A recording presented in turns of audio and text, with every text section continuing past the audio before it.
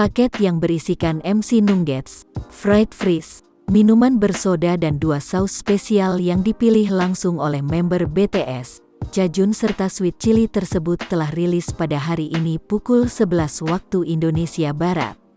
Kabar tersebut nyatanya telah diketahui oleh salah satu juri MasterChef Indonesia, Arnold Purnomo. Melalui Instagram Story miliknya, Arnold membagikan foto dirinya yang sedang memegang gelas berlogo McD x BTS dan mengaku telah menghabiskan uang sebesar 3 juta rupiah untuk mendapatkan paket BTS meal tersebut. Bayar 3 juta buat BTS Nugget, tulis Arnold dalam Instagram cerita miliknya, Rabu, tanggal 9 Juni tahun 2021. Nyatanya sang istri juga memesan sebanyak 15 paket untuk dimakan bersama anak dan asisten rumah tangganya di rumah. Ia terlihat membagikan isi pesan dengan sang istri yang mengungkapkan jika anaknya senang atas pembelian paket BTS meal tersebut.